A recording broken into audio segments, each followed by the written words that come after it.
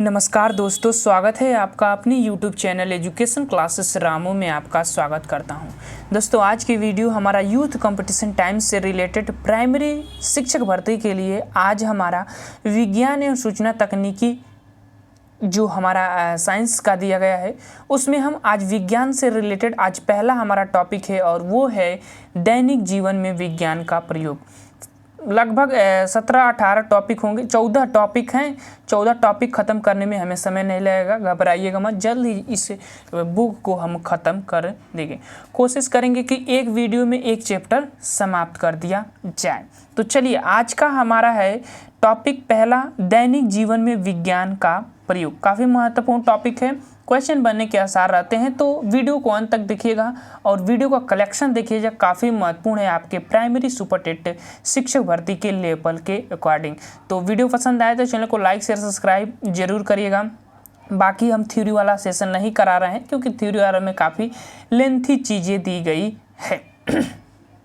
आपको बता दें कि शिक्षक भर्ती से रिलेटेड फ्री में नोट्स PDF चाहिए तो इस टेलीग्राम चैनल पर चले जाइए, लिंक इस वीडियो के डिस्क्रिप्शन में दिया गया है, या एजुकेशन क्लासेस रामू के नाम से सर्च करिएगा, हमारा टेलीग्राम चैनल आपको मिल जाएगा। वहां पर हम समय समय पर फ्री में नोट्स PDF उपलब्ध कराता रहता हूं और सीटेट से रिलेटेड 10 जो प्रैक्टिस सेट का PDF था मैंने उपलब्ध करा दिया है।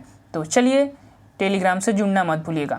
चलिए अब सीधे चलते हैं अपने प्रश्नों पर। आज का हमारा पहला प्रश्न है दैनिक जीवन में विज्ञान के प्रयोग से रिलेटेड पहला प्रश्न कि प्राकृतिक रबर का एकलक है। इसमें से आपको बताना है कि प्राकृतिक रबर का एकलक कौन सा है, वो आपको बताना है। विकल्प आपके सामने है क्योंकि हम विकल्प नहीं पढ़ रहे हैं। इसमें जो हमारा पहला विकल्प सही हो जाएगा वो हो जाएगा आइसोप्रीन। बहुत महत्वपूर्ण प्रश्न है। आइसोप्रीन जो है प्राकृतिक रबर का बहुलक है, तो बी वाला विकल्प इसका सही हो जाएगा। आगे इसके थ्योरी वाला पार्ट देख लेते हैं। थ्योरी वाला पार्ट में कहा गया कि प्राकृतिक रबर आइसोप्रीन सिस्टू का 1/4 संलग्न बहुलक होता है। बाकी ये जो सिंबल लिखा है इसको ना समझिएगा। 1/4 का संलग्न बहुलक होता है जिसमें प्राकृतिक रबर कुछ विशिष्ट जातियों के पेड़ों से, जैसे निकेलट लैक्टस नामक पेड़ से प्राप्त किया जाता है। तो ये पेड़ का भी नाम ध्यान रखिएगा। और भारत में प्राकृतिक रबर उत्पादक में केरल पहले स्थान में। अब यहाँ पर जो होता है क्या, देखिए कि रबर को उपयोग करने के लिए इसमें सल्फर के साथ गर्म करके, जिसमें वल्कनीकरण रबर कहते हैं। वल्कनीकरण की प्रक्रिया कब होती है, जब रबर को जो प्राकृतिक रबर रूप लैक्टिक से प्राप्त किया जाता है तो उसको सल्फर के साथ जो है गर्म किया जाता है, उसी को वल्कनीकरण की प्रक्रिया रबर को कहा जाता है। तो ये भी ध्यान रखिएगा, सल्फर का प्रयोग किया जाता है उसके जो है काफ़ी लचीला बनाने के लिए। तो ये पॉइंट भी आपके लिए महत्वपूर्ण है। बाकी रबर उद्योग क्षेत्र का एक बहुत उपयोग पदार्थ है, ये बात भी ध्यान रखिएगा। प्रश्न नंबर दूसरा है कि रदरफोर्ड के अल्फा कण प्रकीर्णन प्रयोग के परिणाम स्वरूप खोज किया था। किस चीज़ की खोज किया था, मतलब अल्फा कण का जो प्रकीर्णन किया था, बमबारी इन्होंने की थी, वो किस पर की थी और किस चीज़ का खोज किया था, वो आपको यहाँ पर बताना है। तो उन्होंने किया था किस चीज़ पर, तो देखिए प्रोटॉन का, परमाणु के नाभिक का, और अगला विकल्प देख लेते हैं क्या क्या दिया गया है। परमाणु द्रव्यमान, बी वाला विकल्प जो इसका सही हो जाएगा। परमाणु के में नाभिक पर इन्होंने अल्फा कण की जो है बमबारी की थी, जिसको इन्होंने स्वर्ण पत्र का भी सिद्धांत बताया था। थ्योरी में समझ जाएगा, अच्छा से समझ में आएगा। देखिए थ्योरी में क्या कह रहा है कि परमाणु की आंतरिक संरचना के संबंध में विस्तृत जानकारी प्राप्त करने के लिए इंग्लिश वैज्ञानिक भौतिकी वैज्ञानिक अर्नेस्ट रदरफोर्ड ने स्वर्ण पत्र पर अल्फा कणों की बमबारी के प्रयोग की। यहाँ पर ये ध्यान रखिएगा, पूछता है कि किन पत्रों पर इन्होंने किया था, कि स्वर्ण पत्रों पर इन्होंने अल्फा किरणों की बमबारी की थी। और वहीं से अल्फा कण प्रकीर्णन प्रयोग से एक निष्कर्ष निकला कि परमाणु का कुछ धन आवेशित और लगभग समस्त द्रव्यमान परमाणु के केंद्र में एक अति सूक्ष्म स्थान में संचित होता है। जैसे कोई वस्तु होती है ना, तो उस पर इन्होंने, मान लीजिए कि ये पत्र है, इस पर इन्होंने बमबारी की और इन्होंने बताया कि इसका जो मेन केंद्र होता है, जो प्लस आवेशित होता है, वो बीच में होता है, केंद्र में होता है। यही इन्होंने उस वस्तु के द्रव्यमान के केंद्र की खोज जो है, संचित अति सूक्ष्म केंद्र की खोज इन्होंने किया था। ठीक, जिसे परमाणु का नाभिक सिद्धांत भी कहा जाता है, ये चीज़ ध्यान रखिएगा। तो स्वर्ण पत्रों पर इन्होंने किया था पहली चीज, और परमाणु के नाभिक की खोज या सिद्धांत की खोज इन्होंने किया था। अतः रदरफोर्ड ने अल्फा कण प्रकीर्णन प्रयोग के परिणाम स्वरूप परमाणु के नाभिक की खोज की थी। तो ये पॉइंट भी आपको ध्यान रखना है। आगे चलते हैं प्रश्न नंबर तीसरा पर। प्रश्न नंबर तीसरा है कि रेशम पालन क्या कहलाता है। अब बताइए इसमें से रेशम पालन क्या कहलाता है, वो आपको बताना है। एपीकल्चर मधुमक्खी पालन, पीसीकल्चर मछली पालन, सेरीकल्चर रेशम के कीट पालन को सेरीकल्चर कहा जाता है। तो सी वाला विकल्प इसका सही हो जाएगा। एग्रीकल्चर कृषि से रिलेटेड हो जाता है, तो सी वाला विकल्प इसका सही हो जाएगा। मधुमक्खी रेशम पालन से संबंधित ये हो जाएगा। आगे चलते हैं। उत्तर है कि कच्चा रेशम बनाने के लिए रेशम के कीटों का पालन रेशम उत्पादन कहलाता है। भारत का रेशम उत्पादन में विश्व में 5वां स्थान है। बस इतना ध्यान रखिएगा। कुछ रेशम कीट की प्रजातियां होती हैं जो आपको वहां पर देखने में, जैसे शहतूत का रेशम कीट पर बॉम्बिक्स मोजाई, टसर रेशम कीट जो है एंथेरिक्स फैबिक, तो ये उतना महत्वपूर्ण नहीं है जितना कि वो कौन सी प्रक्रियाएं होती है ये सब पालन में, वो इतना महत्वपूर्ण है। प्रश्न नंबर 4 है कि कपास के रेशे प्राप्त होते हैं, कहाँ से प्राप्त होते हैं। अब देखिए कपास के रेशे तो जो कपास के पौधा होता है उनमें इससे फल निकलता है, उसके ऊपर ऐसे भुआ जैसी प्रक्रिया निकलती है, उसी को रेशा कहते हैं। तो कपास के रेशे प्राप्त होते हैं, वो कहाँ से प्राप्त होते हैं। आंतरिक फल विधि से या बाह्य दलपुंज से या बीज चूल से। तो विकल्प इसका जो सही होगा वो होगा बीज चूल से जो है कपास के रेशे प्राप्त किए जाते हैं।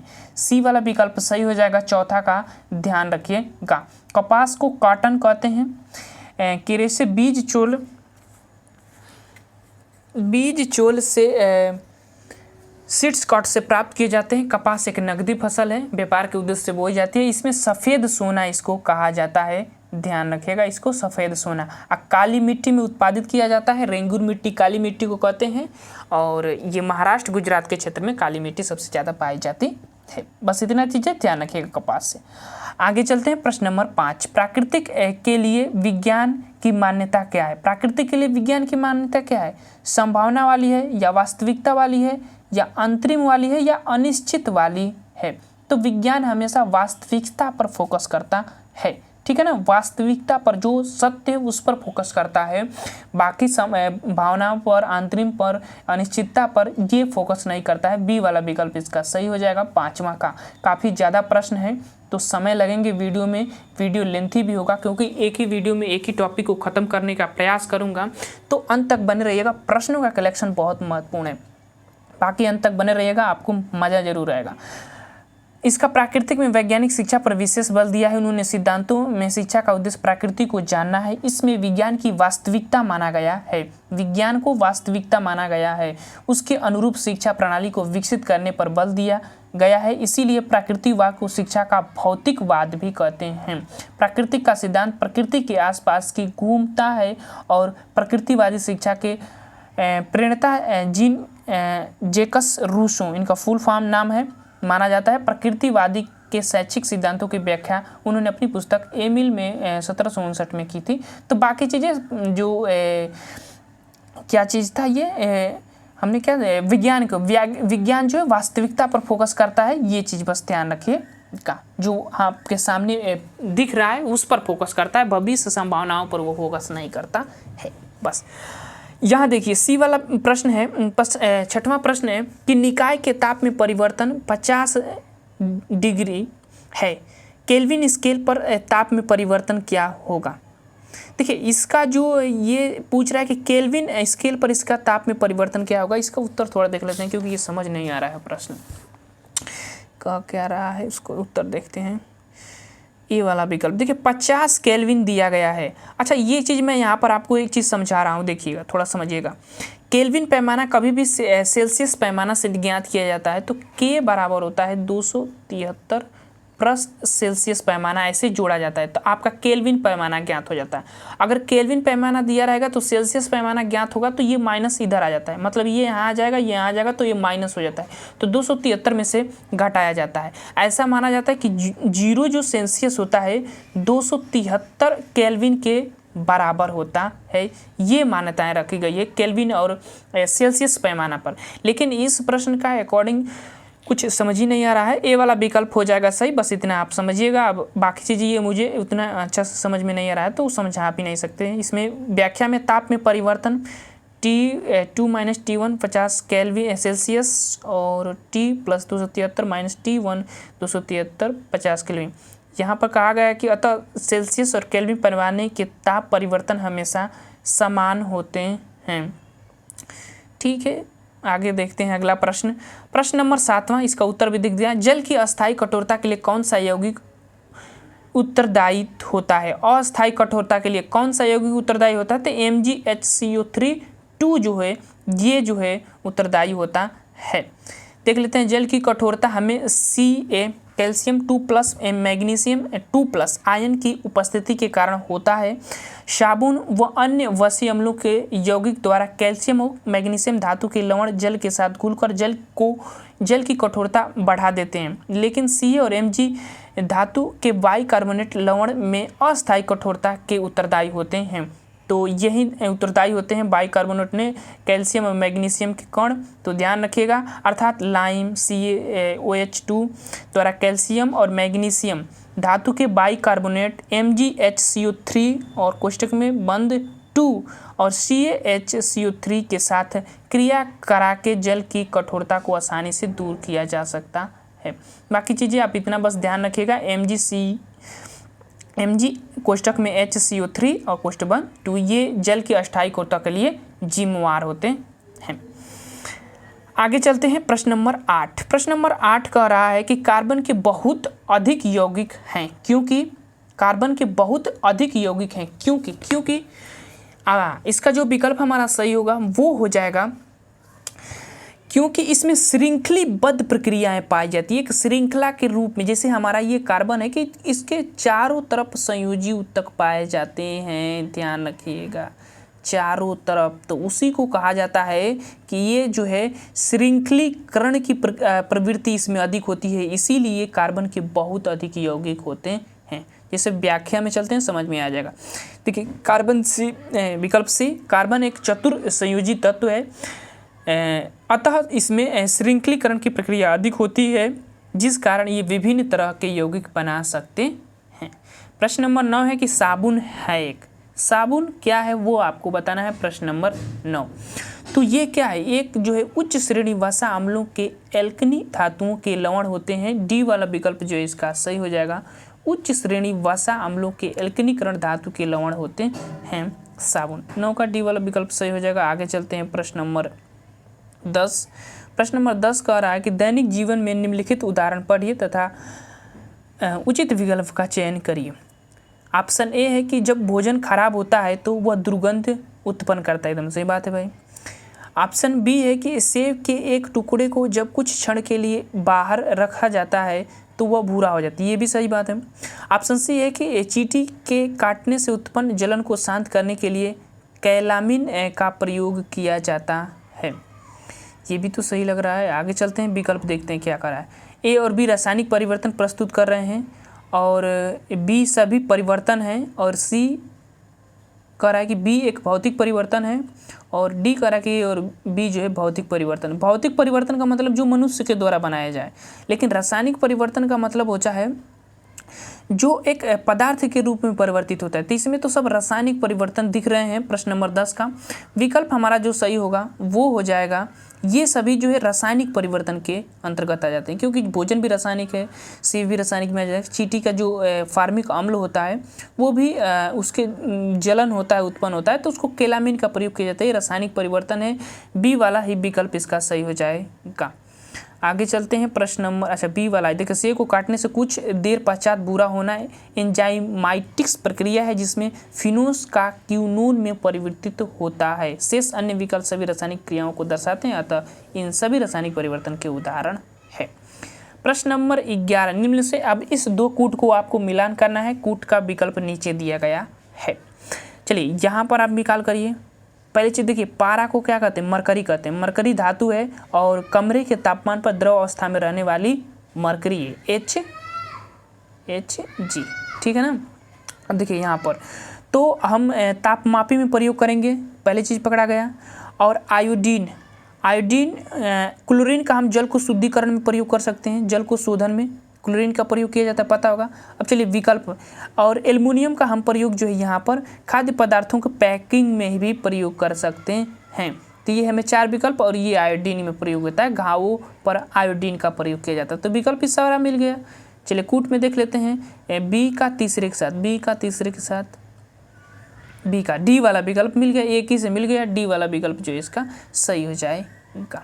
चलिए आगे चलते हैं। यहाँ पर दे दिया है घावों को आयोडीन, घाव पर मरकरी तापमापी में प्रयोग किया जाता है, एल्युमिनियम खाद्य पदार्थों के डिब्बा पैकिंग में किया जाता है, क्लोरीन जल के शोधन में किया जाता है, शुद्धिकरण में क्लोरीन मिलाया जाता है। तो ऐसे मिल जाएगा। आगे चलते हैं प्रश्न नंबर 12, प्लास्टिक के सामान्य विशिष्ट गुण है, आपको बताना है। चलिए प्लास्टिक के सामान्य विशिष्ट गुण आपको बताना है, विकल्प आपके सामने है। देखिए टिकाऊ, विद्युत के सुचालक, प्लास्टिक कभी विद्युत का सुचालक होता है? नहीं होता है। विद्युत का सुचालक नहीं होता है, विद्युत उष्मा के सुचालक नहीं होता है, ठीक। विद्युत का सुचालक यहाँ पर दिया है। अब हमारा देखिए टिकाऊ होगा, वजन में हल्के होगा, प्लास्टिक का रहेगा तो, और अनअभिक्रियाशील रहता है, क्रियाशील नहीं रहेगा, तो डी वाला विकल्प इसका सही हो जाएगा 12 का। बहुत महत्वपूर्ण प्रश्न है, ध्यान रखिएगा। देखिए अच्छे प्लास्टिक के सामान्य गुण है, प्लास्टिक किसी भी प्रकार की क्रिया न करके वजन में हल्के होने चाहिए, टिकाऊ होने चाहिए। चलिए सूची 1 सूची 2 को मिलाइए, वैज्ञानिकों को खोज से रिलेटेड है, प्रश्न नंबर 13। अब यहाँ पर आपको मिलाना है। अलेक्जेंडर फ्लेमिंग खोज किसने की थी? पेनिसिलिन की खोज की थी, कुछ नहीं करिए, पेनिसिलिन की खोज की थी अलेक्जेंडर फ्लेमिंग। अब देखिए लुई पाश्चर किसकी खोज की थी? आपको बताना है। Louis Pasteur. क्यूडन प्रक्रिया, रॉबर्ट कोच किसकी खोज की थी? जैसे एडवर्ड जेलर, चेचक की खोज एडवर्ड जेलर। 3 विकल्प हमारा आसानी से मिल गया, बाकी चलते हैं हम विकल्प में से मिला लेते हैं। अच्छा अलेक्जेंडर का किससे मिला था? चौथा से, एक के साथ चौथा 2 को मिल रहा है। उसके बाद चलिए आगे चलते हैं। एडवर्ड जेलर, चेचक 5वां, यानी बी का 5वां विकल्प हमारा कौन सा मिल रहा है? देखिए सी वाला विकल्प एकदम साफ मिल रहा है, चौथा, ए का चौथा और बी का 5वां। चेचक है ना, बी का 5वां चेचक। अलेक्जेंडर का चेचक के साथ मिल जाएगा, तो इन्होंने इनकी खोज की थी। बाकी चीज़ें अलेक्जेंडर फ्लेमिंग पेनिसिलिन की खोज किया था, बाद में सही से समझा देते हैं। इसका लुई पाश्चर की प्रक्रिया, रॉबर्ट कोच एंथ्रेक्स जीवाणु की खोज की थी। बाकी लैक्टोबैसिलस ये दही में पाया जाने वाला है, इसके रिलेटेड इसमें नहीं दिया गया है। तो डी वाला सी वाला विकल्प सही हो जाएगा, ध्यान रखिएगा। यहाँ पर भी दिया गया है Alexander Fleming, penicillin, Edward Jenner चेचक की खोज, लुई पाश्चर की प्रक्रिया और रॉबर्ट कोच एंथ्रेक्स जीवाणु की खोज किए थे। चलिए आगे चलते हैं प्रश्न नंबर 14। उर्वरकों के उपलब्ध फसलों के लिए पोषक है। उर्वरकों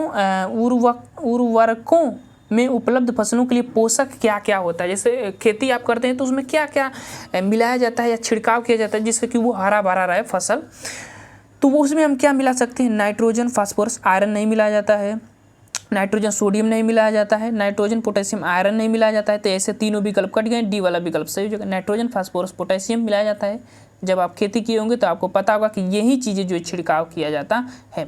डी वाला विकल्प इसका सही हो जाएगा 14 का। बाकी चीज़ें वही चीज़ यहाँ पर समझाया गया है, कोई और चीज़ नहीं महत्वपूर्ण नहीं। आगे चलते हैं प्रश्न नंबर 15। शर्करा को एल्कोहल में परिवर्तित करने की प्रक्रिया डैश डैश के नाम से जानी जाती है। क्या उसको कहते हैं? शर्करा को एल्कोहल में परिवर्तन करने की प्रक्रिया। एल्कोहल का मतलब दारू, ठीक है ना। 15 का जो हमारा विकल्प सही होगा वो होगा क्यूडन प्रक्रिया के माध्यम से उसको किया जाता है। डी वाला विकल्प जो है सही हो जाएगा। अब ये बताया कि क्यूडन प्रक्रिया की खोज किसने की थी? तो लुई पाश्चर ने की थी। अभी हमने आगे बात किया था, लुई पाश्चर, ध्यान रखिएगा। देखिए क्यूडन एक जैविक रासायनिक प्रक्रिया है जिसमें जटिल कार्बनिक यौगिक सूक्ष्म सजीवों की सहायता से सरल कार्बनिक यौगिक में विघटित होते हैं। इस प्रक्रिया में ऑक्सीजन की आवश्यकता नहीं होती है। इस प्रक्रिया के द्वारा अल्कोहल शराब का निर्माण किया जाता है। जैसे गन्ने के शक्कर का क्यूडन प्रक्रिया जो है इस माध्यम से किया जाता है। ये देख सकते हैं जो बनता है क्या? Ethyl alcohol. तो दारू पीते हैं उसको एथिल एल्कोहल कहते हैं, झरिया। आगे चलते हैं प्रश्न नंबर 16। एल्कोहल की मात्रा हर चीज़ में, होम्योपैथिक मेडिसिन भी बात करें तो उसमें भी एल्कोहल की मात्रा होती है। बियर में भी होती है, दारू में भी होती है। कुछ में ज़्यादा परसेंटेज होता है, कुछ में कम परसेंटेज होता है, यही चीज़ बस होता है। प्रश्न नंबर 16। निम्नलिखित में मानव निर्मित रेशों में से कौन सा एक कृत्रिम रेशा है? कृत्रिम रेशा का मतलब जो मनुष्य द्वारा बनाया गया हो। कौन सा विकल्प सही होगा? डी वाला। रेयान जो है कृत्रिम रेशे के अंतर्गत आता है। 16 का हमारा डी वाला विकल्प 16 का सही हो जाएगा। रेयान पुनर्जीवित सेलुलोज से निर्मित एक फाइबर है क्योंकि इसका उत्पादन प्राकृतिक रूप से मिलने वाले बहुलकों से प्राप्त किया जाता है। रेयान प्राकृतिक स्रोत काष्ठ लुगदी से प्राप्त किया जाता है। तो रेयान एक कृत्रिम रेशा है, ध्यान रखिएगा। प्रश्न नंबर 17 बड़ा है प्रश्न, चलिए पढ़ ही लेते हैं पहले प्रश्न को। एक आदमी सुनार बनकर घर घर जाता है और लोगों के पुराने स्वर्ण आभूषण, जो पुराने स्वर्ण आभूषण होते हैं की चमक फिर से लौटाने का वचन देता है। चमक लौटाने का, सोना के बारे में बात हो रही है। उस पर विश्वास करके एक महिला अपने सोने की चूड़ियाँ उसे देती हैं जिन्हें वह एक घोल में डालता है। चूड़ियाँ, अच्छा ये अपर प्राइमरी जो सीटेट का एग्जाम होता है वहाँ पर ये प्रश्न पूछा गया है, तो महत्वपूर्ण है, ध्यान रखिएगा। देखिए क्या कह रहा है कि जिन्हें वह एक घोल में डालता है, चूड़ियों को चमक जाती है पर उसका भार काफ़ी कम हो जाता है।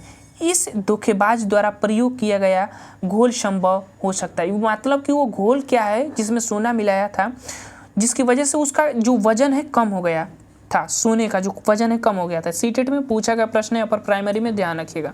तो देखिए उसमें क्या मिलाया जाता है, हाइड्रोक्लोरिक अम्ल और नाइट्रिक अम्ल का जो मिश्रण होता है ना, वो इसी में मिलाते हैं, जिसमें कि वो सोने की जो चमक है उसको काफ़ी उसमें उसकी कमी कर देता है।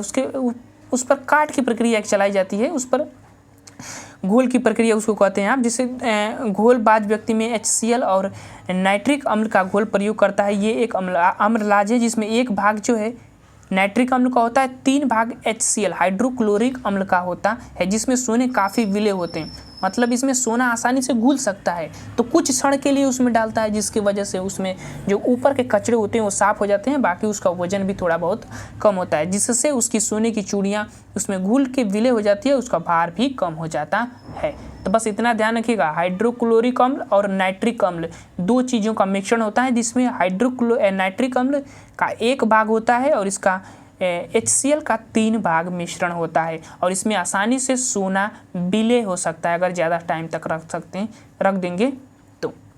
महत्वपूर्ण प्रश्न, प्रश्न नंबर 18, घाव पर फिटकरी लगाने से रक्त स्राव रुक जाता है क्योंकि फिटकरी रक्त के स्पंदन को स्पंदित करके थक्का बना देती है, मतलब उसको धीरे धीरे उसको थक्का बनाने का कार्य करती है, इसीलिए फिटकरी का प्रयोग किया जाता है।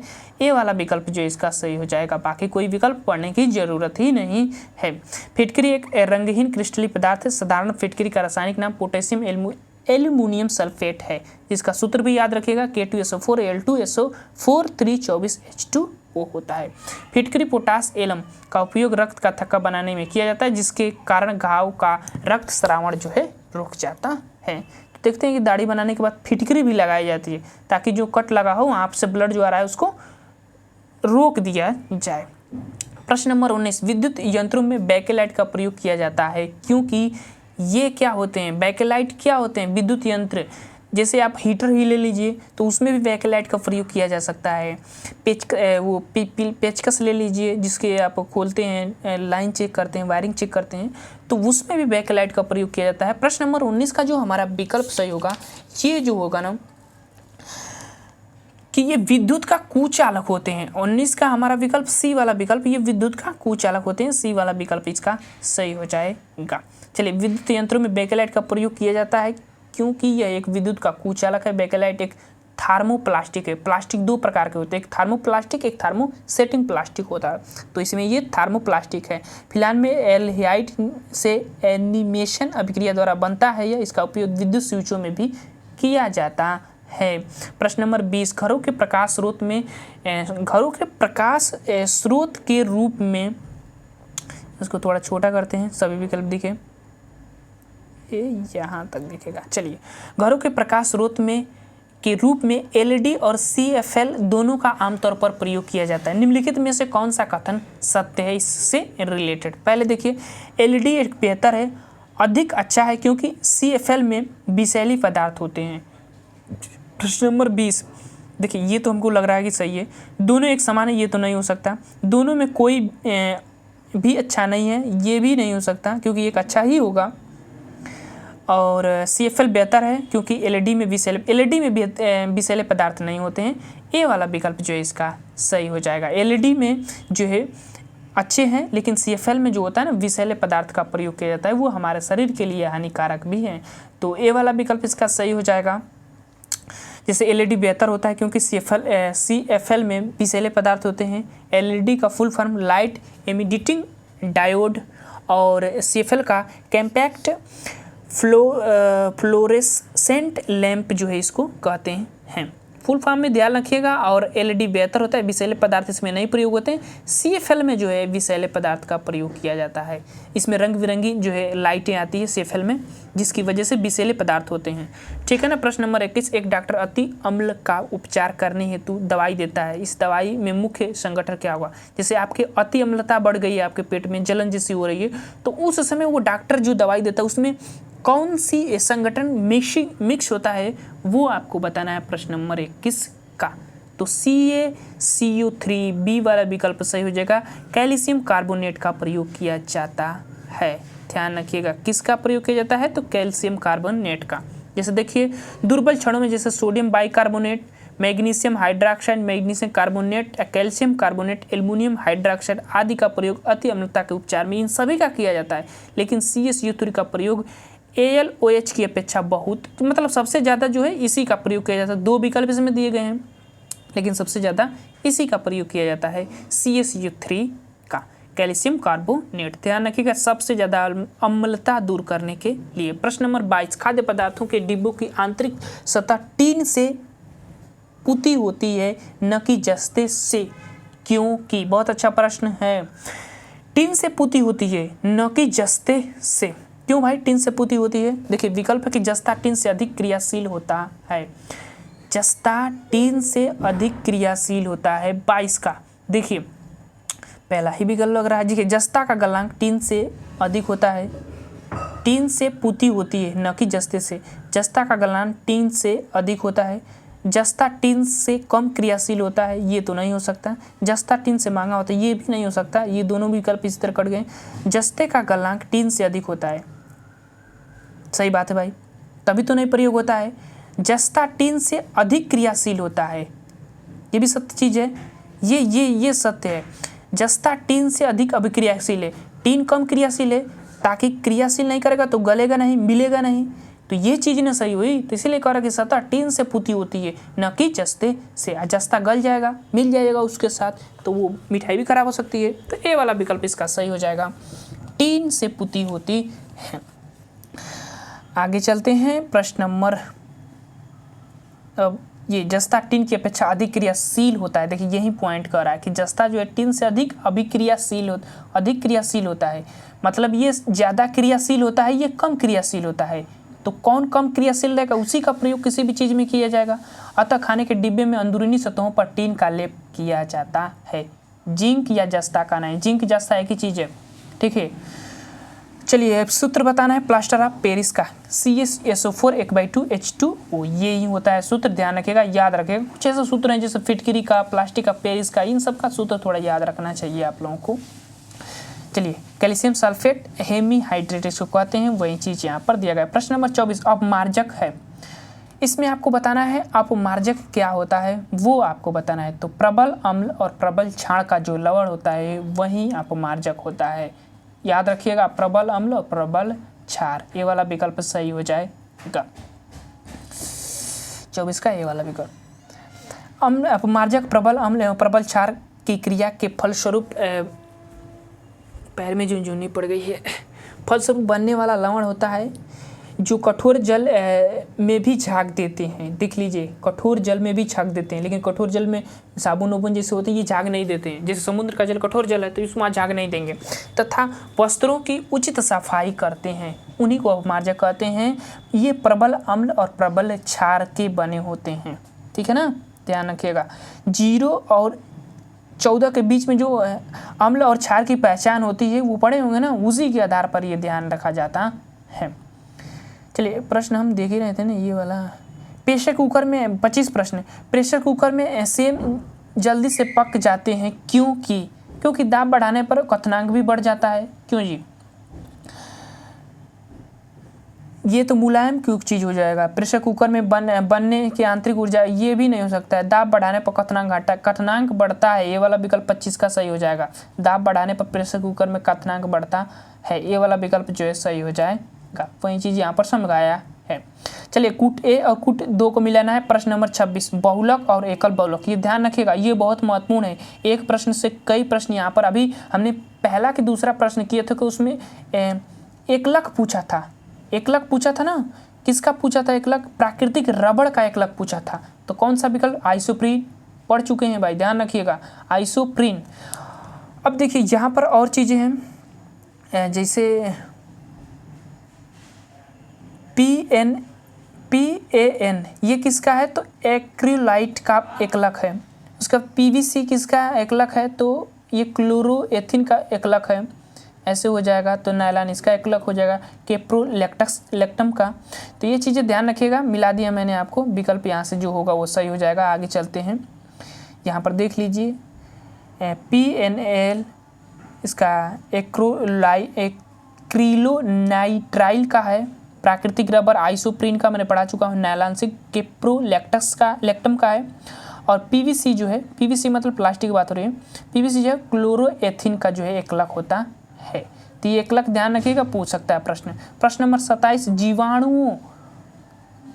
जीवाणुओं को सर्वप्रथम किसने देखा था, किसने देखा था, बहुत अच्छा प्रश्न, लीवेनहॉक, एंटोनियो वान लीवेनहॉक ने, ये वाला विकल्प सही हो जाएगा, ये वाला विकल्प 27 का सही हो जाएगा। चलिए जीवाणु को सर्वप्रथम AV लीवेनहॉक ने खोजा, रॉबर्ट हुक ने सर्वप्रथम कोशिका की खोज की, लुई पाश्चर ने निर्जलीकरण पर आधारित पाश्चुराइजेशन सिद्धांत दिया था। मैंने बताया था ना पाश्चुराइजेशन सिद्धांत, जिसमें हमने बात किया था किस चीज़ का, हमने क्यूड़न प्रक्रिया की बात किया था। ध्यान रखिएगा किस चीज़ का बात किया था हमने, क्यूड़न प्रक्रिया की जो है उसमें बात किए थे। आगे चलते हैं और अगला हमारा प्रश्न, थर्मोसेटिंग प्लास्टिक तथा थर्मोप्लास्टिक बहुलक का उदाहरण है कौन है। एक इसमें से थर्मोसेटिंग प्लास्टिक होगा और एक होगा थर्मोप्लास्टिक इसमें से होगा। प्रश्न नंबर 28 का जो हमारा विकल्प सही होगा वो हो जाएगा बी वाला विकल्प, बैकेलाइट पॉलीस्टाइरीन। बी वाला विकल्प जो है ये हो जाएंगे बहुलक के अंतर्गत। व्याख्या देख लेते हैं, बैकेलाइट थर्मोसेटिंग प्लास्टिक का उदाहरण है, ये चीज़ ध्यान रखिएगा। जबकि पॉलीस्टाइरीन थर्मोप्लास्टिक का उदाहरण है, मतलब इसको एक बार बदलकर दूसरे ढांचे में फिर वापस उस ढांचे में ला सकते हैं, लेकिन बैकेलाइट को एक बार गला दिए ना तो वो नहीं, एक फिक्स सेटिंग हो जाती है उसकी कि आप इसमें बना, मान लीजिए कि ये चीज़ें आप बना दिए, ऐसे बना दिए, तो आप इसको आप सोचो कि फिर से गला कर फिर ऐसे बना दें तो ये नहीं हो सकता है, वैसे को थर्मोसेटिंग प्लास्टिक कहते हैं। बाकी चीज़ें जैसे थर्मोसेटिंग प्लास्टिक एक बार तो गर्म करने पर मुलायम हो जाते हैं, वह पिघल जाते हैं, परंतु पुनः ठोस आकार ग्रहण करने में वो अपने पिघलाया नहीं जा सकता है। जबकि थर्मोप्लास्टिक बार बार गर्म करके मुलायम हो जाते हैं, वह ठंडा करने पर कठोर हो जाते हैं। यही चीज़ है थर्मोसेटिंग प्लास्टिक और थर्मोप्लास्टिक में अंतर। सूची 1 सूची 2 को मिलाइए, बहुत अच्छा प्रश्न है। यहाँ पर कार्बन के अप्रूव पूछे गए हैं, जैसे गैसोलीन के क्या हो जाएंगे, केरोसिन के क्या हो जाएंगे, भारी तेल के, डीजल के क्या हो जाएंगे। प्रश्न नंबर कौन सा था, ये 29। कौन सा विकल्प हमारा सही हो जाएगा, कौन सा विकल्प हमारा सही हो जाएगा, तो देखिए गैसोलीन का, इसमें जो हमारा विकल्प सही होगा सी वाला विकल्प सही हो जाएगा। ये सी वाला विकल्प जो इसका सही हो जाएगा, ध्यान रखिएगा। जैसे दूसरा गैसोलीन C4 और C9 के साथ मिलेगा, केरोसिन किसके साथ मिलेगा, पहले के साथ C8 और C16 के साथ, भारी तेल जो है तीसरे के साथ मिलेगा, चौथे के साथ C6 और C30, मतलब यहाँ ध्यान रखिएगा डीजल जो है C10 हो जाएगा। जैसे यहाँ पर इसका इसके साथ, इसका इसके साथ और इसका इसके साथ और इसका इसके साथ मिलेगा। आगे चलते हैं, वही चीज़ जैसे कि केरोसिन C4 C9 और केरोसिन C8 C16 और डीजल C10 C18 और भारी तेल जो हो जाएगा C16 C30 हो जाता है। कुछ अलग ही टाइप्स का क्वेश्चन है। अपमार्जक जटिल लवण हैं, अपमार्जक प्रश्न नंबर 30 है कि जटिल लवण हैं किस चीज़ के, तो ये चीज़ें हो जाते हैं सोडियम के, ये वाला विकल्प इसका सही हो जाएगा।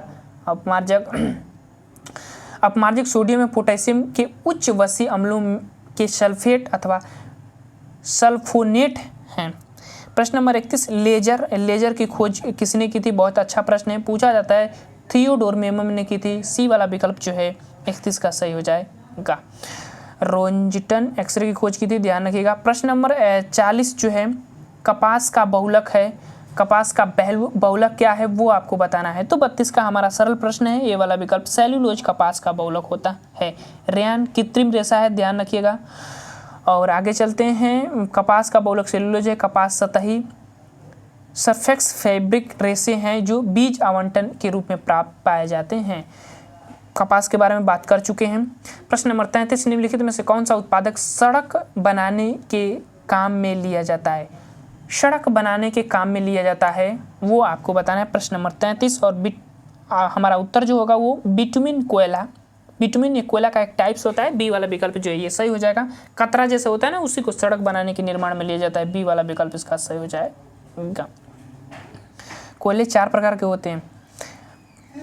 बिटुमिन काले रंग का वर्णक युक्त पदार्थ है जिसमें पिघला और कंक्रीट में मिलाकर सड़क निर्माण किया जाता है। आम भाषा में कोल तार इसको कहते हैं। ये चीज़ ध्यान रखिएगा, आम भाषा में इसको कोल तार कहते हैं। प्रश्न नंबर 34, वैज्ञानिक नैसर्गिक वातावरण एवं हमारे शरीर में घटित घटना एवं वृत्तांत अनुसंधान एक व्याख्या है। उपयुक्त परिभाषा विज्ञान की किसने दी है वो आपको बताना है। प्रश्न नंबर 34 का विकल्प आपको जेकोबस, सी वाला विकल्प सही हो जाएगा। ध्यान रखिएगा, बाकी चीज़ें आगे चलती है, परिभाषा है तो याद ही करनी पड़ेगी।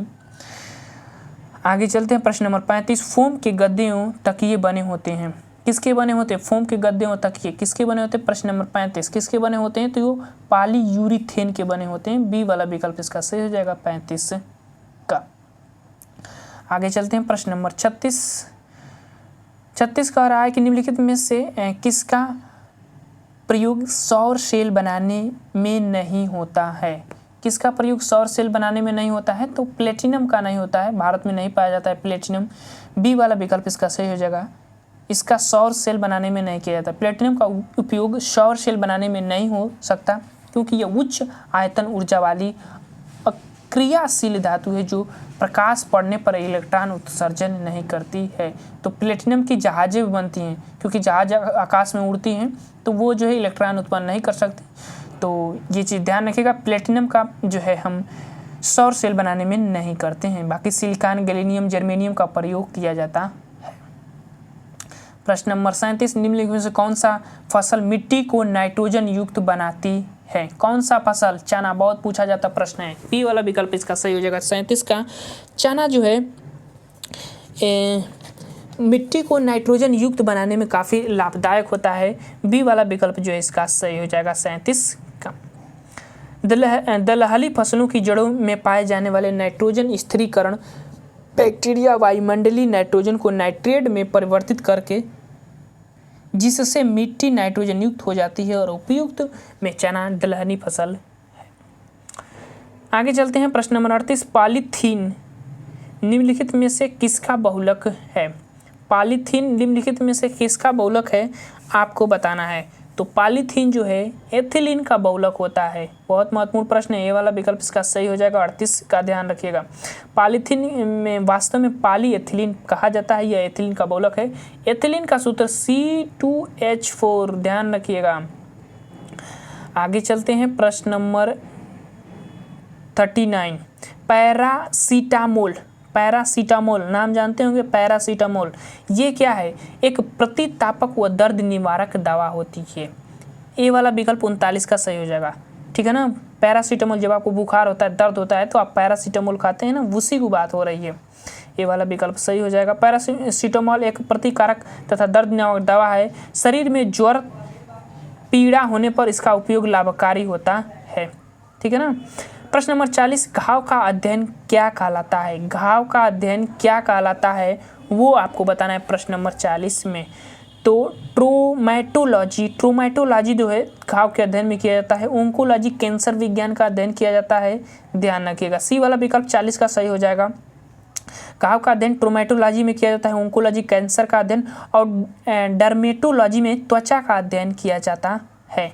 प्रश्न नंबर 41, चींटियों के अध्ययन को क्या कहते हैं? प्रश्न नंबर 41, चींटियों के अध्ययन को क्या कहते हैं? तो मर्मिकोलॉजी कहा जाता है, और मर्मिकोलॉजी जो है इसको कहा जाता है चींटियों के अध्ययन को, ध्यान रखिएगा। ये वाला विकल्प इसका सही हो जाएगा। प्रश्न नंबर 41 का चींटियों के अध्ययन में मर्मिकोलॉजी कहते हैं।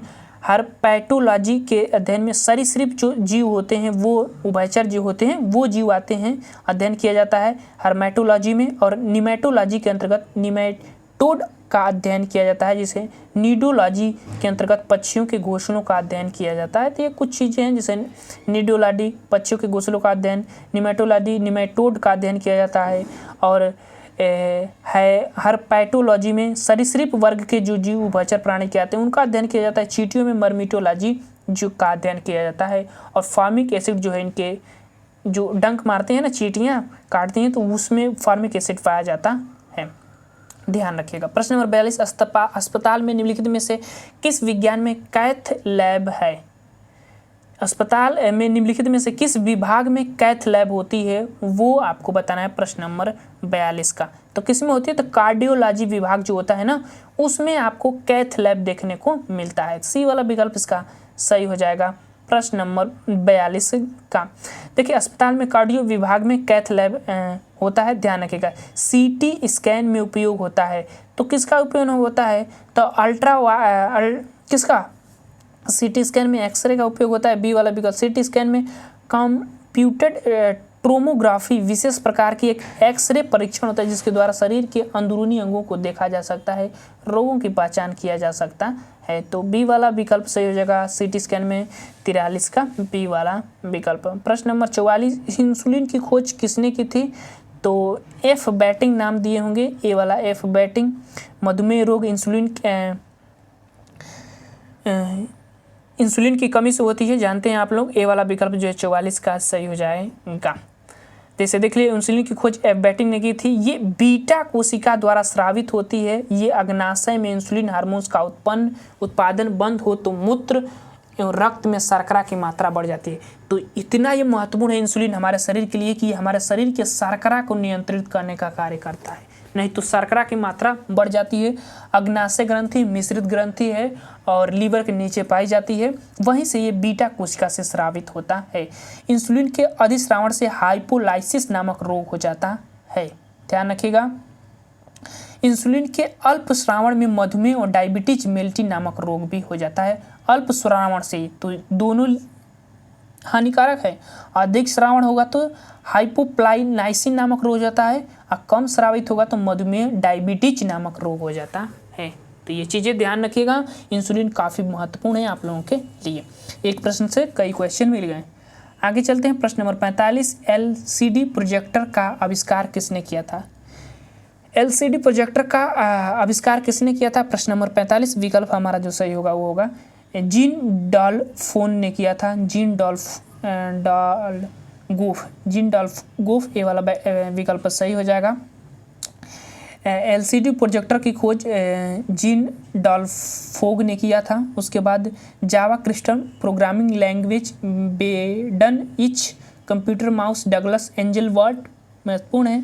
माइक्रो प्रोसेसर फेडरिक फैगिन ने किए थे। तो कुछ आविष्कार हैं, ध्यान रखिएगा। एक्सरे का आविष्कार किसने किया था आपको बताना है, ये पूछा जाता है डायरेक्टली। रोंजिटन नामक वैज्ञानिक हमने बताया, अभी पीछे ही प्रश्न में हल किया होंगे। तो विलहेम्सन, ये वाला विकल्प जो है रोंजिटन नामक वैज्ञानिक ने किया था। 46 का ये वाला विकल्प सही हो जाएगा। एक्सरे की खोज, एक्सरे का आविष्कार विलहेम रोंजिटन ने किया था। ये तरंगदैर्ध्य परिसर 10 से 10⁻8 मीटर तक होती है। स्पीड इसकी जो होती है एक्सरे की वो दिखा रहा है। बैरोमीटर का आविष्कार किसने किया था वो आपको बताना है। प्रश्न नंबर 47 का किसने किया था? तो टोरिसेली ने किया था। एवांगेलिस्का टोरिसेली, ये वाला विकल्प 47 का सही हो जाएगा। देखिए, बैरोमीटर का प्रयोग किया जाता है क्या? इसका जो वायु में जो है वायुदाबी मापी में इसका प्रयोग किया जाता है। इसके आधार पर मौसम की स्थिति भी पता होती है। तो बैरोमीटर का आविष्कार एवांगेलिस्का टोरिसेली द्वारा किया गया था। इसका उपयोग वायुदाबी मापी में के रूप में किया जाता है। वायुदाबी मापी रूप में यहाँ पर होता क्या है कि बैरोमीटर का जो पाठ्यक्रम होता है ना, वो जैसे नीचे तेजी से आता है, स्पीड से खूब आता है, तो आंधी आने की तो संभावना रहेगी। अगर धीरे धीरे आएगा तो वर्षा होने की संभावना रहेगी, और जब ये धीरे धीरे ऊपर जाने लगता है बैरोमीटर का पाठ्यक्रमांक जो होता है तो मौसम साफ होने लगता है। ये 3 संकेत जो देता है वायुदाबी के रूप में इसका प्रयोग किया जाता है। जेबी डगलस, प्रश्न नंबर 48, जेबी डनलप ने किसका आविष्कार किया था?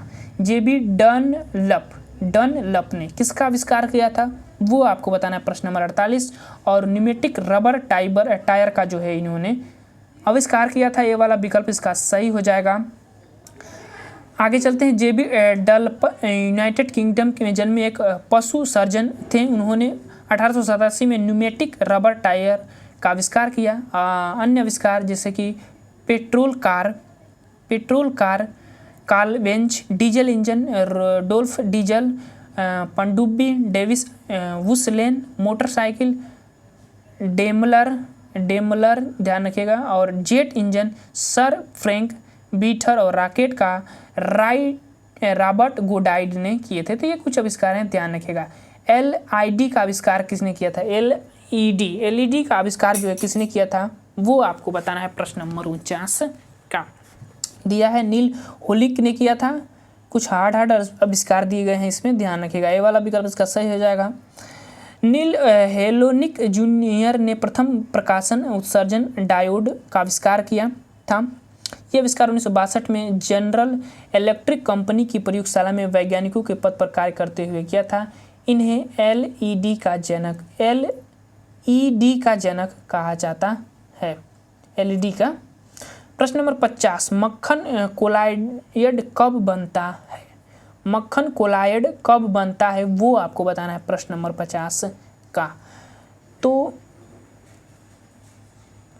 कब बनता है? जब वसा की गुफिकाएं पानी में छितरे जाते हैं तब मक्खन कोलायटी बनता है। जैसे मक्खन को आप मथते हैं ना तो उसके वसा के जो प्रक्रियाएं होती है वो बाहर छिद्र नियर फैल जाते हैं, गुफिकाएं पानी में छिद्र बन जाते हैं, उसी को कह रहा है। सी वाला विकल्प जो है इसका सही हो जाएगा।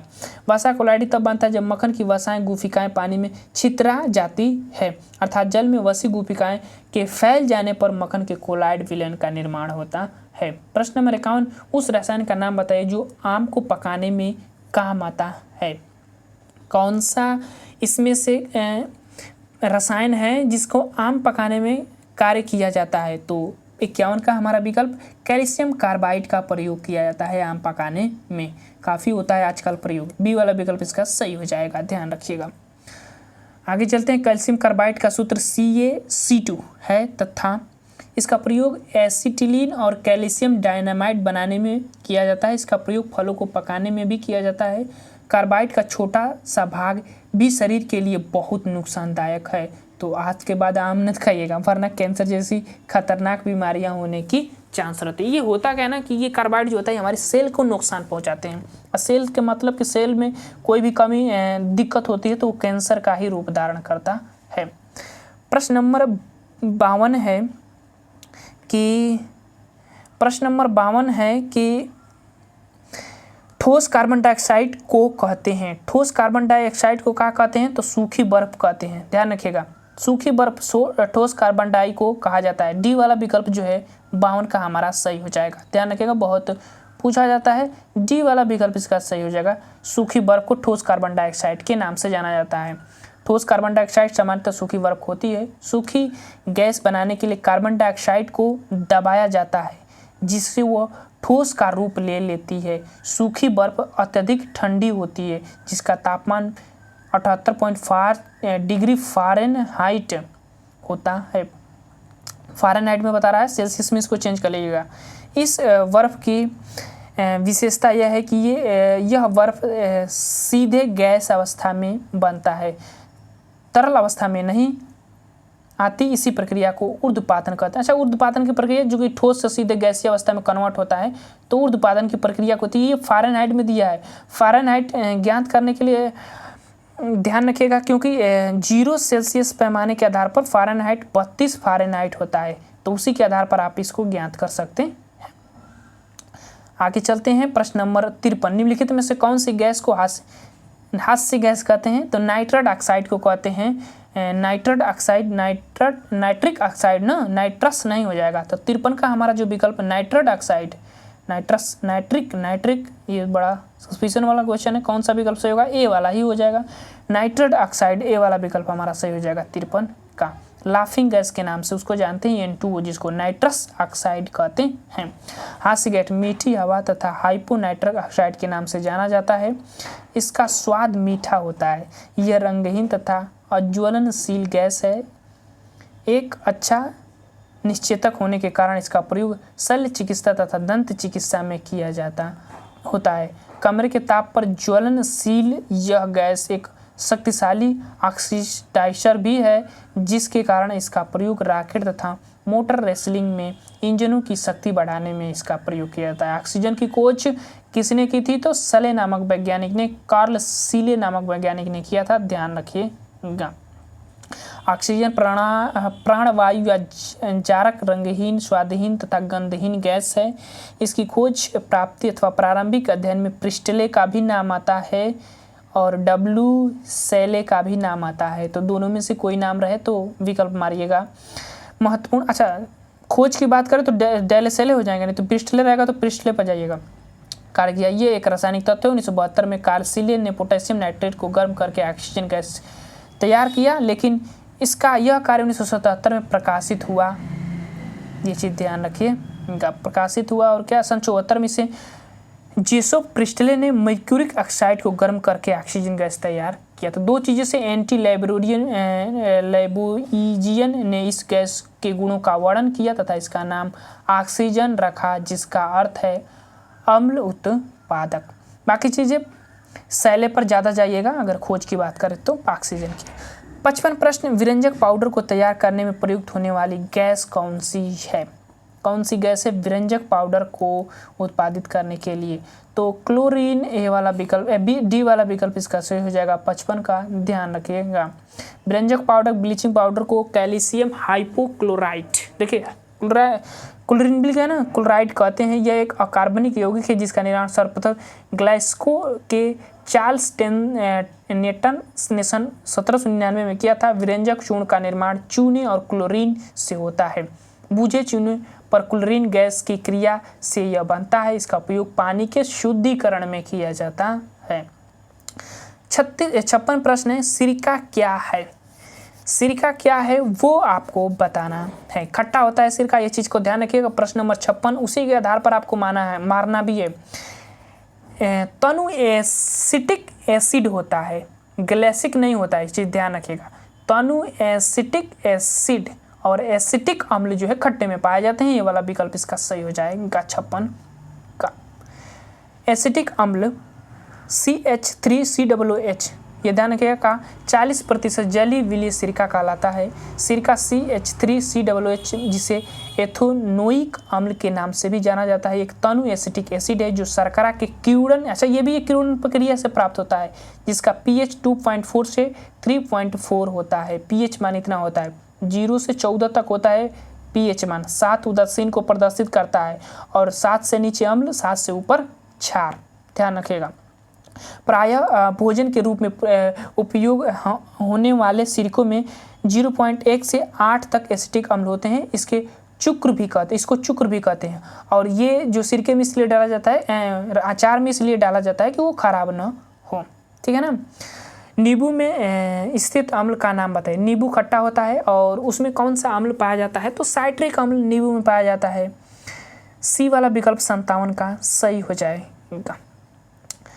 मैलिक अम्ल सेब में पाया जाता है। सिट्रिक अम्ल एक दुर्बल कार्बनिक अम्ल है। ये नींबू मतलब खट्टे पदार्थों में ये पाए जाते हैं।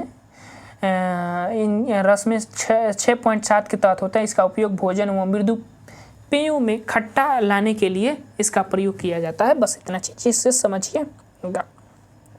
प्रश्न नंबर चलते हैं 18 पर। और निम्नलिखित में से कौन सा दूध के खट्टे होने को प्रेरित करता है? कौन सा अम्ल है भैया जो दूध को खट्टे होने को प्रेरित करता है? प्रश्न नंबर 58 का कौन? तो लैक्टिक एसिड, डी वाला विकल्प इसका सही हो जाएगा। आगे चलते हैं और अगला इससे रिलेटेड लैक्टिक अम्ल C3H6O3 एक प्रकार का मोनोहाइड्रॉक्सी कार्बनिक अम्ल है जो जल में विलय एक व कार्बनिक विलायकों में अविलय होता है। यह दूध को खट्टे होने के लिए प्रेरित करता है। अधिक चलने या कार्य करने पर मांसपेशियों में यही अम्ल एकत्रित हो जाते हैं जिससे हमें थकावट का अनुभव होती है। तो कभी कभी होता है ना कि किसी के घुटने में थकावट का अनुभव होता है तो लैक्टिक अम्ल की मात्रा ज़्यादा हो जाने की वजह से। जबकि एक्सकार्बनिक एसिड को विटामिन सी, यह तो पता ही होगा, इसकी कमी से स्कर्वी रोग होता है। एसिटिक अम्ल जिसके सिरके का मुख्य वह है, सिरके का खट्टा स्वाद इसी के कारण एसिटिक तनु एसिटिक एसिड या अम्ल। एसिड शब्द इंग्लिश शब्द है, अम्ल हिंदी शब्द है, तो ये चीज़ें भी ध्यान रखिएगा। 59 प्रश्न, निम्नलिखित में से किसका प्रयोग प्रकाश के उत्पादन में और धातुओं की वेल्डिंग करने में होता है? किसका उपयोग होता है? प्रश्न नंबर 59 का बहुत अच्छा प्रश्न है। किसका उपयोग होता है? तो एसिटिलीन का प्रयोग होता है। बी वाला विकल्प इसका सही हो जाएगा 59 का। एसिटिलीन की खोज एडम्स डेवी ने की थी। यह प्रयोगशाला में कैल्शियम कार्बाइड की जल की क्रिया कराने पर प्राप्त होता है। यह गंधहीन रंगहीन व जल में अविलय गैस है। यह वायु और ऑक्सीजन में धुआंधार दीप्त जलावा के साथ जलती है जिससे तीव्र प्रकाश उत्पन्न होता है। इसके उपयोग से कार्बाइड लैंप में प्रदीप्त गैसों के रूप में धातुओं की वेल्डिंग में, मतलब वेल्डिंग जब होता है तो लाइट होता है ना, तो उसी की वजह से आता है, ध्यान रखिएगा। लैंडिन में और कपूर बनाने में, वेंजिंग संश्लेषण में, निषेचन में किया जाता है। प्रश्न नंबर 60, नींबू का खट्टा स्वाद किसकी मौजूदगी के कारण होता है? अभी हमने बात कर साइट्रिक एसिड के कारण। ये वाला विकल्प जो है सही हो जाएगा। फार्मिक एसिड चींटी में और एसिटिक अम्ल सिरके में, और अलग जेडी एसिड का प्रयोग हम क्या करते हैं? तो कपड़ों को साफ करने में इसी अलैक्सेलिक एसिड का प्रयोग किया जाता है। आगे चलते हैं। नींबू का खट्टा होना साइट्रिक अम्ल मौजूद होता है, ये चीज़ आप समझ गए होंगे। चलिए प्रश्न नंबर 61, चारकोल घर में क्या जलाकर बनाया जा सकता है? चारकोल घर में क्या जलाकर बनाया जा सकता है? प्रश्न नंबर 61 का आपको उत्तर बताना है। क्या जलाकर बनाया जा सकता है? प्रश्न नंबर 61, उस हवा में अनुपस्थिति में लकड़ी को, अगर हवा की अनुपस्थिति में अगर लकड़ी को जलाकर बनाते हैं तो आपको चारकोल प्राप्त हो जाता है। ये वाला विकल्प इसका सही हो जाएगा। जब हम हवा की अनुपस्थिति में लकड़ी या अन्य पदार्थ को गर्म किया जाता है तो वह चारकोल का निर्माण होता है। चारकोल जिसे लकड़ी का कोयला या कास्ट कोयल भी कहा जाता है। ऑक्सीजन की अनुपस्थिति में किया जाता है। निर्माण में विभिन्न ऊष्मा विघटित कही जाती है। चारकोल में कार्बन की मात्रा लगभग 80% के आसपास हो जाती है। इसका प्रयोग धातुकर्म ईंधन, औद्योगिक ईंधन, बारूद निर्माण, इन चीज़ों में इसका उपयोग किया जाता है। खाना बनाने के लिए प्रयुक्त बायोगैस किसका मिश्रण होता है? खाना बनाने वाला जो प्रयुक्त बायोगैस होता है वो किसका मिश्रण होता है, वो आपको बताना है। तो मीथेन और कार्बन डाइऑक्साइड का डी वाला विकल्प इसका सही हो जाएगा। मीथेन और कार्बन डाइऑक्साइड का, ये चीज़ ध्यान रखिएगा, 62 का डी वाला विकल्प जो है सही हो जाएगा।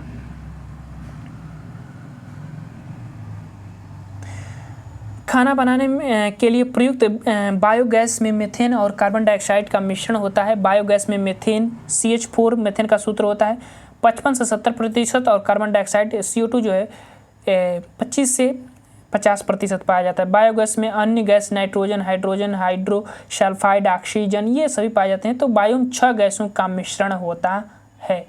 ये चीज़ें ध्यान रखिएगा। 2 महत्वपूर्ण थे उसमें, कौन कौन से? तो एक हमारा जो मीथेन था और एक हमारा कार्बन डाइऑक्साइड था। अंतरिक्ष यात्रियों में ईंधन के को जलाने से बचाने के लिए किसका प्रयोग किया जाता है? किसका प्रयोग किया जाता है वो आपको बताया। तो ग्लाइकाल का प्रयोग किया जाता है। बी वाला विकल्प जो है सही हो जाएगा।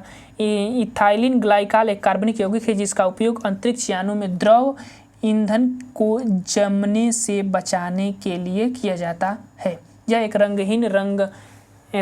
गंधहीन रंगहीन मीठा तथा विषाद द्रव है। इथाइलिन ग्लाइनिन हाइड्रोजन बंध को पाया जाता है। शुद्ध इथाइलिन ग्लाइनिन जो है 12 डिग्री सेल्सियस या 10 डिग्री सेल्सियस पानी पर जम जाता है, लेकिन जब ईंधन के साथ मिलाया जाता है तो मिश्रण आसानी से क्रिस्टलीकृत नहीं होता है और इसीलिए मिश्रण जमता नहीं। तो जैसे जहाजें उड़ती हैं ना, तो उसमें क्या मिलाया जाता है? ग्लाइकाइन मिलाया जाएगा ताकि उनका जो डीजल होता है वो जमे मत। ऊपर जाने पर जहाज ठंडा होता है, ऊपर जाने पर जैसे हम ऊपर जाएंगे तो तापमान घटता चला जाता है, तो उस लिए जो है हमारा डीजल जम जाएगा तो जहाज का इंजन कैसे चलेगा, इसीलिए। ठीक है ना। एलपीजी मिश्रण होता है, किसका मिश्रण होता है एलपीजी, वो आपको बताना है प्रश्न नंबर 64 का। तो किसका, ब्यूटेन और प्रोपेन का मिश्रण होता है, बी वाला विकल्प इसका सही हो जाएगा। ठीक है ना। गला बैठ रहा है अब हमारा। LPG liquid petroleum gas, full form ध्यान रखिएगा, मुख्यतः प्रोपेन और ब्यूटेन का मिश्रण होता है। इन्हीं गैसों को द्रवीभूत कर सिलेंडर में भरकर रसोई गैस के रूप में प्रयुक्त किया जाता है। चूंकि ये हानिकारक और गंध रहित होते हैं, मतलब ये गंध नहीं देते हैं दोनों गैस, अतः इनके रिसाव का पता लगाने के लिए मरकैप्टन, एथिल मरकैप्टन C2H5S4 नामक पदार्थ मिलाया जाता है। तो पूछा जाता है गैस में गंध किस पदार्थ के कारण आती है, तो मरकैप्टन के कारण आती है। 65 प्रश्न, अमोनिया सल्फेट का रासायनिक सूत्र आपको बताना है। कौन सा विकल्प हमारा सही होगा, तो वो हमारा सही हो जाएगा NH4 2SO4, डी वाला विकल्प जो है सही हो जाएगा। NH4 2SO4, बहुत बारीकी अंतर दिया है, ध्यान रखिएगा, डी वाला विकल्प जो है सही हो जाएगा अमोनिया सल्फेट का सूत्र। अमोनिया सल्फेट NH4 कोष्ठबंध 2SO4 एक क्रिस्टली रंगहीन जल विलेय पदार्थ है जिसका जली विलयन अम्लीय होता है। ये अमोनिया गैस एवं सल्फ्यूरिक अम्ल की अभिक्रिया द्वारा तैयार किया जाता है। तो देखिए यहाँ सल्फ्यूरिक अम्ल भी है और अमोनिया भी है, तो उसी के मिश्रण से तैयार किया जाता है। इसका प्रमुख उपयोग नाइट्रोजन उर्वरक के रूप में किया जाता है, नाइट्रोजन की मात्रा के लिए इसी का प्रयोग किया जाता है। प्रश्न नंबर 66, निम्नलिखित में से नाइट्रोजनी उर्वरक नहीं है, इसमें से नाइट्रोजनी उर्वरक कौन सा नहीं है वो आपको बताना है। प्रश्न नंबर 66 का विकल्प हमारा जो होगा सुपर फास्फेट, डी वाला विकल्प सही हो जाएगा। बाकी यूरिया है ही है, अमोनिया सल्फेट अभी है ये है, अमोनिया नाइट्रेट है ही है, नाइट्रोजनी उर्वरक है, ये तीनों है, लेकिन इसमें से है नहीं सुपर फास्फेट नहीं है, ध्यान रखिएगा। डी सुपर फास्फेट एक फास्फेटिक उर्वरक है, जबकि अमोनिया सल्फेट, अमोनिया नाइट्रेट और यूरिया नाइट्रोजन उर्वरक है। उर्वरक रासायनिक रूप से आवश्यक तत्व हो जिसमें NPK यानी नाइट्रोजन, फास्फोरस और पोटेशियम आदि, ये तीनों मैंने प्रश्न ये बता चुका, नाइट्रोजन, पोटेशियम, फास्फोरस और पोटेशियम, ये चीज़ें आदि की पूर्ति के लिए मृदा में डाले जाते हैं। पौधों की वृद्धि पोषण के लिए आवश्यक तत्वों की पूर्ति उर्वरक का प्रयोग करके किया जाता है। तो इन्हीं तीनों का प्रयोग होता है हरा पौधा करने के लिए, बड़ा करने के लिए, मतलब उसको एक होता है ना कि एक विकास करने के लिए दिया जाता है। यूरिया का रासायनिक सूत्र क्या है वो आपको बताना है। प्रश्न नंबर 67 का विकल्प हमारा डी NH2 यूरिया का रासायनिक सूत्र है। तो ये सूत्र 2-4 जो हैं आपको याद रखना है, ध्यान रखिएगा, पूछ सकता है। यूरिया का रासायनिक सूत्र कोष्ठ में NH2 कोष्ठबंध 2CO है। ये एक रासायनिक उर्वरक है जो फसलों को नाइट्रोजन की पूर्ति करता है। ठीक है। यूरिया का छिड़काव नाइट्रोजन की पूर्ति के लिए किया जाता है, जिसमें नाइट्रोजन 46% होता है। यह पहला कार्बनिक यौगिक है जिसका प्रयोग प्रयोगशाला में पहली बार इसी का किया गया था, यूरिया का। तो ये भी प्रश्न महत्वपूर्ण है। प्रश्न नंबर 68 है कि रेफ्रिजरेटर में सामान्यतः किस शीतलक का प्रयोग किया जाता है, किस शीतलक का प्रयोग किया जाता है। ऑप्शन सी फ्रेयान का प्रयोग किया जाता है, और ये हमारे वायुमंडल के लिए हानिकारक है, सी वाला विकल्प इसका सही हो जाएगा। ये शीतलक के रूप में प्रयोग किया जाता है। यूरिया का रासायनिक सूत्र, और ये रहा। रेफ्रिजरेटर में सामान्यतः फ्रेयान का प्रयोग किया जाता है। फ्रेयान एक रेफ्रिजरेटर में शीतलक का मतलब ठंडा करने का कार्य करते हैं। फ्रेयान में क्लोरोफ्लोरोकार्बन पाया जाता है जो ओजोन परीक्षण के लिए महत्वपूर्ण जिम्मेदार होती है। कोका कोला का आविष्कार किसने किया था। प्रश्न नंबर 69, कोका कोला का आविष्कार किसने किया था, तो जॉन पेम्बेरटन, सी वाला विकल्प इसका सही हो जाएगा 69 का। आगे चलते हैं। कोका कोला को प्रायः कोक के नाम से भी जाना जाता है। यह कोका कोला कंपनी द्वारा निर्मित एक कार्बोनेट शीतलक पेय है। ये अमेरिका के जॉर्जिया में अटलांटा में स्थित है। इसकी खोज 19वीं सदी के अंत में जॉन पेम्बेरटन के द्वारा किया गया था। अगला प्रश्न भोपाल गैस त्रासदी, पिछले सुपर टेट में पूछा गया प्रश्न है। मिथाइल आइसोसाइनेट के कारण ये हुआ था मध्य प्रदेश के भोपाल शहर में, सी वाला विकल्प इसका सही हो जाएगा था। बहुत लोग इसमें मरे थे।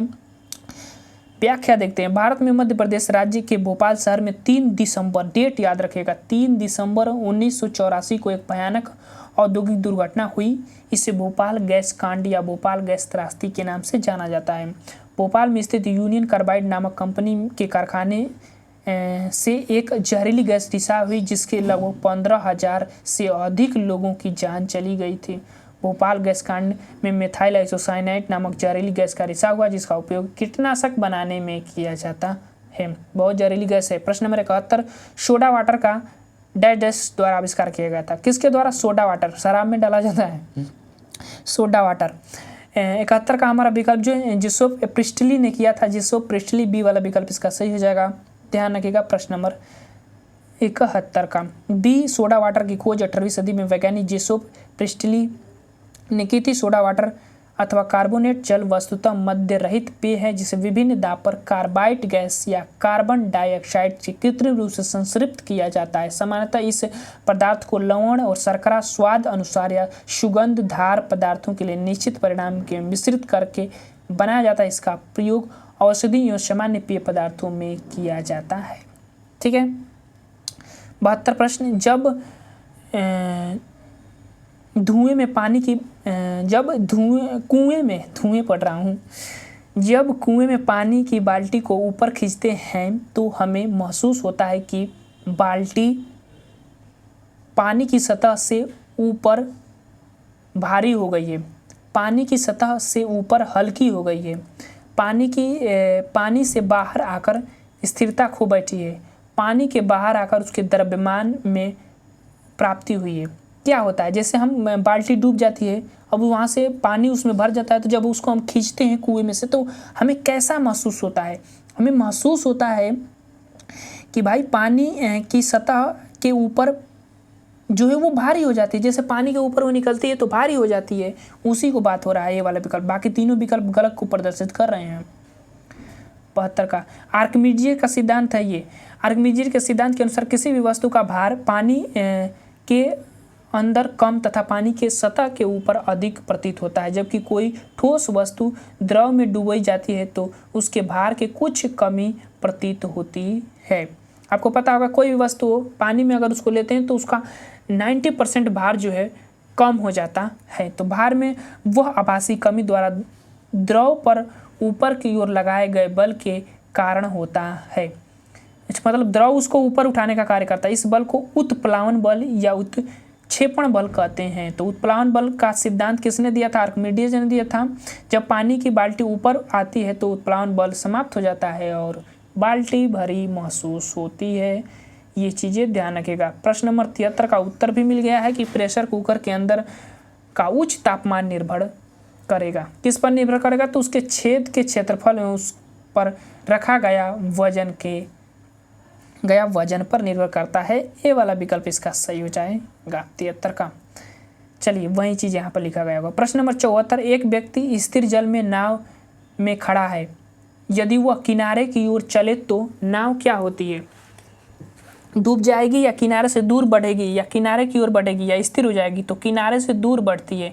यहाँ पर क्रिया बी वाला विकल्प जो है 74 का सही हो जाएगा। ध्यान रखिएगा। जैसे आप देखेंगे कि नाव में कूदते हैं ना तो वो बाहर की तरफ गिरती है, क्रिया प्रतिक्रिया का नियम प्रदर्शित करती है। जैसे नदी के क्रिया प्रतिक्रिया नियम के कारण एक व्यक्ति स्थिर जल में नाव पर खड़ा है, यदि वह किनारे चले तो नाव किनारे से दूर जाएगी। न्यूटन के गति के तृतीय नियम के अनुसार प्रत्येक क्रिया के विपरीत प्रक्रियाएं देखने को मिलती हैं। चलिए जी, प्रश्न नंबर 75, थक गया हूँ। किस ताप पर पानी का घनत्व अधिकतम होता है? बोलने की इच्छा नहीं कर रही है। किस ताप पर पानी का घनत्व अधिकतम होता है? बहुत पूछा जाता है। अब पूछता है कि पानी का आयतन न्यूनतम किस ताप पर होता है? तो 4 सेंटीग्रेड पर जो है पानी का घनत्व जो है अधिकतम होता है और आयतन जो है न्यूनतम होता है। ये पॉइंट ध्यान रखिएगा, पूछा जाता है। आयतन जो है न्यूनतम होता है, ये ध्यान रखिएगा। न्यूनतम होता है आयतन, और घनत्व जो है पानी का 4 सेंटीग्रेड तक अधिकतम होता है। उसके बाद फिर इसका विपरीत प्रक्रिया चलने लगता है। जैसे अब 5 सेल्सियस पर जाएंगे तो पानी का घनत्व जो है कम होने लगेगा और आयतन जो है बढ़ने लगता है। तो ये 0 से और 4 सेंटीग्रेड के आसपास की प्रक्रियाएं देखने को मिलती है। ये ध्यान रखिएगा। विकल्प के अकॉर्डिंग हमारा ए वाला विकल्प इसका सही हो जाएगा 75 का। बाकी व्याख्या देख लेते हैं। अधिकतर द्रवों को गर्म करने पर उसका आयतन बढ़ता है। देखो यहाँ क्या कहता हूँ कि अधिकतम द्रवों को गर्म करने पर उसका आयतन बढ़ता है तथा घनत्व घटता है, लेकिन ऐसी प्रक्रिया, ऐसा व्यवहार पानी नहीं करता है। पानी 0 सेंटीग्रेड से 4 सेंटीग्रेड तक बीच में उल्टा प्रक्रिया चलता है, यानी कि 0 सेंटीग्रेड से लेकर गर्म किया जाए तो 0 सेंटीग्रेड से 4 सेंटीग्रेड तक इसका आयतन तो पहले घटेगा। ध्यान रखिएगा, बहुत महत्वपूर्ण पॉइंट है। आयतन तो पहले घटेगा, घनत्व इसका बढ़ता है और ये घनत्व 4 सेंटीग्रेड तक बढ़ता है। ध्यान रखिएगा, 4 सेंटीग्रेड तक ये घनत्व बढ़ता है, मतलब इसका चरम अवस्था होता है 4 सेंटीग्रेड के आधे गर्म करने पर इसका व्यवहार सामान्य द्रव की भांति होने लगता है। अतः ये 4 सेंटीग्रेड के आगे गर्म करने पर इसका आयतन बढ़ जाता है और घनत्व घट जाता है। तो 0 सेल्सियस से लेकर 4 सेंटीग्रेड या सेल्सियस कह सकते हैं 4 सेल्सियस तक इसका क्या होता है। देखिए, यहाँ से यहाँ तक अगर आप जाते हैं तो घनत्व जो है, घनत्व घ से घनत्व ध्यान रखिएगा, घनत्व बढ़ेगा, लेकिन आयतन जो है इसका घटेगा। ये चीज़ ध्यान रखिएगा। लेकिन जैसे आप 4 सेंटीग्रेड से बढ़ेंगे, 4 सेल्सियस से बढ़ेंगे, तो मान लीजिए 5 सेल्सियस तक गए, तब यहाँ पर क्या होता है कि घनत्व जो है घट जाएगा, घनत्व डाउन हो जाता है और आयतन जो है बढ़ जाता है। ये चीज़ें ध्यान रखिएगा, बहुत इंपॉर्टेंट पॉइंट है। समय दिया तो ध्यान रखिएगा। प्रश्न नंबर 76 वहीं से, जल का घनत्व अधिकतम होता है। अभी हमने बताया कि जल का घनत्व किस पर अधिकतम होता है, 4 सेंटीग्रेड पर होता है। ये गलत लिख रहा हूँ, 4 सेंटीग्रेड पर, सेल्सियस पर अधिकतम होता है। लेकिन सेल्सियस पर तो पूछा नहीं है, पूछा है किस पर, केल्विन पर। अब आपको बताना है कि केल्विन पर कितना वो होगा। तो मैंने बताया था सूत्र शुरू में ही कि केल्विन बराबर होता है क्या, 273 प्लस सेल्सियस। अब सेल्सियस हमारा दे रहा है 4 सेंटीग्रेड, आपको पता ही है। तो इसमें जोड़ेंगे 4 तो क्या प्राप्त होगा, 273 में 4 जोड़ेंगे तो केल्विन 277 प्राप्त हो जाएगा। ठीक है ना, बी वाला विकल्प सही हो जाएगा। ऐसे भी प्रश्न घुमाकर बन सकते हैं। 76 का बी वाला विकल्प हमारा सही हो जाएगा। जैसे यहाँ पर वही चीज़ समझाया, जैसे 4 जोड़ा है 273 में तो 277 केल्विन हो जाता है। अच्छा, एक चीज़ ध्यान रखिएगा, यहाँ पर मैं लिख देता हूँ कि जो सेल्सियस पैमाना जो होता है वो 0 से कितना 100 सेल्सियस तक होता है, लेकिन केल्विन पैमाना 273 से 373 केल्विन होता है। मतलब ये प्रक्रिया इसमें समान रहेगी, ये प्रक्रिया इसमें समान रहेगी। तो 0 सेल्सियस को 273 सेल्सियस कह सकते हैं, 100 सेल्सियस को 273 केल्विन कह सकते हैं। वहीं पर मैंने किया 273 में हमने क्या किया, +4 किया तो 277 हमें प्राप्त हो गया। ठीक है ना। बाकी चीज़ें अगर वीडियो समझ में ना आता होगा, ये तापमान का पैमाना, तो YouTube पर खोज कर आप इस वीडियो को पढ़ ले, इस टॉपिक को देखिएगा, समझ में आ जाएगा। बाकी हमने तो वीडियो बनाया नहीं है। प्रश्न नंबर 77, मथने के पश्चात क्रीम का दूध से पृथक होना क्या है। एक जो है ये अपकेंद्रीय प्रक्रिया होती है। ठीक है, अभिकेंद्रीय प्रक्रिया एक अपकेंद्रीय प्रक्रिया, तो ये अपकेंद्रीय प्रक्रिया है। अपकेंद्रीय प्रक्रिया में होती क्या है कि मान लीजिए एक केंद्र है, तो केंद्र से वस्तु बाहर की ओर भागती है, प्रेशर करती है बाहर की ओर, तो उसको हम अपकेंद्रीय प्रक्रिया कहते हैं। वही चीज़ यहाँ पर है। जैसे आप दही को मढ़ेंगे या सारी को मढ़ा जाता है, मथा जाता है, तो जिसमें से क्रीम होता है वो बाहर की ओर भागने का प्रयास करता है, उसी को अपकेंद्रीय प्रक्रिया कहते हैं। सी वाला विकल्प इसका सही हो जाएगा। जिसे यहाँ पर दिया होगा कि मथने के पश्चात क्रीम का दूध से पृथक होने का कारण अपकेंद्रीय बल है। अपकेंद्रीय बल एक प्रकार का जड़त्वीय बल है। इसकी दिशा अभिकेंद्रीय बल की विपरीत दिशा होती है। वही चीज़ मैंने आपको बताया, जैसे कपड़ा सुखाने की मशीन, दूध से मक्खन निकालने की मशीन, ये अपकेंद्रीय प्रक्रिया के अंतर्गत कार्य करते हैं। तो ये चीज़ें ध्यान रखिएगा। और जैसे आप कोई मोड़ है तो वहाँ पर ऐसे मुड़ रहे हैं, तो वो प्रक्रिया जो होती है ना, वो अभिकेंद्रीय प्रक्रिया हो जाती है। यहाँ काम नहीं कर रहा है। जैसे आप कोई मोड़ है, वहाँ पर मुड़ रहे हैं, ऐसे चौराहे पर मुड़ रहे हैं, तो ये जो प्रक्रिया होती है ना, ये जो प्रक्रिया अभिकेंद्रीय प्रक्रिया के अंतर्गत आता है। केंद्र की तरफ झुकाव किया जाता है, तभी आप सही से मुड़ पाएंगे, नहीं तो गिर जाएंगे। ठीक है ना। तो ये थे आज के हमारे लगता है ख़त्म हो गया, ये थे 77 प्रश्न जो कि दैनिक जीवन में विज्ञान से प्रयोग से रिलेटेड थे। आशा करता हूँ वीडियो आपको अच्छा लगा होगा। वीडियो अच्छा लगे तो लाइक शेयर सब्सक्राइब जरूर करिएगा। 74 मिनट का वीडियो हो गया है, काफ़ी लंगा, और मैं भी थक गया हूँ, अब बोलने का मन नहीं कर रहा है। चलिए वीडियो को समाप्त करते हैं, जल्द ही हम आगे वाली टॉपिक की वीडियो लेकर आएंगे। तो thank you for watching this video.